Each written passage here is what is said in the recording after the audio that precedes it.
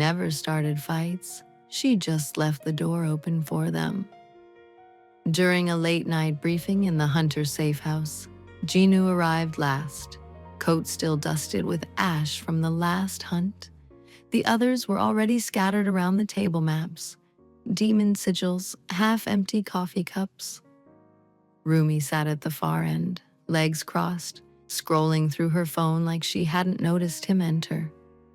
Jinu dropped into the chair opposite her.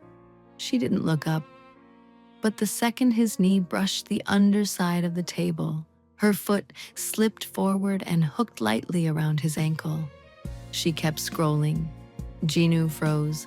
His eyes flicked to her face, calm, innocent, lashes lowered like she was reading something fascinating.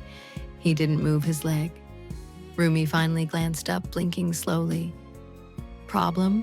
she asked sweetly. He answered through clenched teeth. "You're in my space." "Am I?" She tilted her head. "I thought this table belonged to everyone."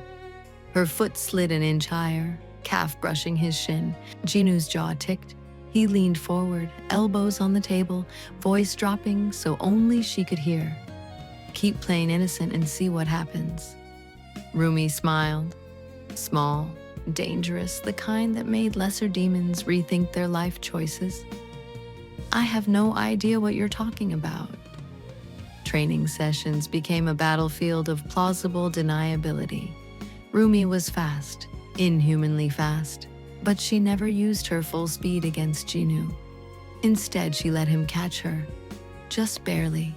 She'd dodge, spin, let her back collide with his chest for one heartbeat too long. Her hair would brush his jaw, her scent. "Sorry," she'd murmur, stepping away with wide eyes. Slipped. Jinu's hands would flex at his sides, claws itching under human skin.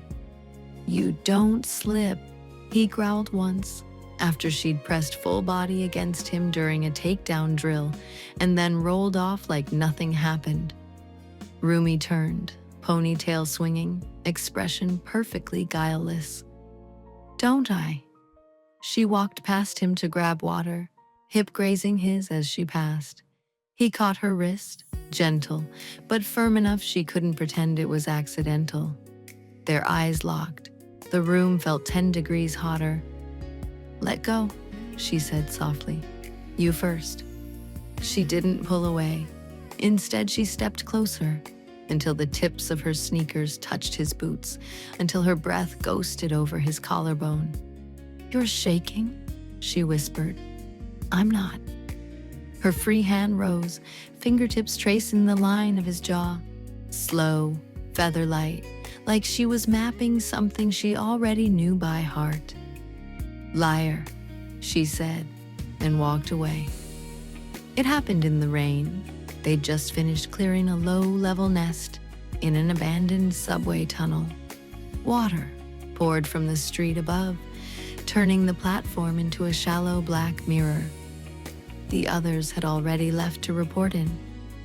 Only Rumi and Jinu remained, soaked, breathing hard, adrenaline still singing in their veins. Rumi leaned against a rusted pillar, wringing out her hair. Jinu stood a few feet away, coat dripping, watching her with an expression that bordered on violence. "You're staring," she said without looking up. "You're doing it again?" "Doing what?" He crossed the distance in 2 strides, stopping just short of touching her. Rain slid down his face, caught in his lashes. His voice came out rough, frayed. "Pretending you don't know exactly what you're doing to me." Rumi finally lifted her gaze. Water clung to her lashes. Her lips parted like she might deny it, then curved instead. "Maybe I do know." Silence. Only the sound of rain and their breathing. Jinu moved first this time. He didn't kiss her gently. He kissed her like he'd been starving for it. Like every oops and sorry had been a knife twist he'd endured for months. Rumi met him with equal force, fingers knotting in his wet hair, pulling him down harder. Her back hit the pillar, His hands braced on either side of her head. The kiss turned filthy fast. Teeth, tongues, desperate sounds swallowed by the storm. His thigh pushed between hers. She arched into it without hesitation, a broken moan vibrating against his mouth. Her nails raked down his back through soaked fabric. His hand slid under her cropped jacket, palm flat against the rain-chilled skin of her waist, then higher, thumb brushing the underside of her breast through thin material. Rumi gasped his name, once, sharp, like a spell breaking. Jinu pulled back just enough to speak against her lips. "Tell me to stop." She laughed, breathless, wicked. "Never." He lifted her, her legs locked around his waist. The pillar was cold against her spine. His body was fire everywhere else.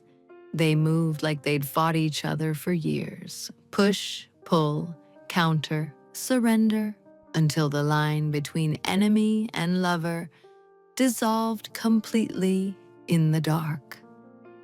When they finally stilled, foreheads pressed together, rain still falling around them, Rumi whispered, "Took you long enough." Jinu huffed a laugh against her mouth. "You're impossible. And you love it." He didn't deny it. He just kissed her again, slower this time, like he had forever now that the war between them was over.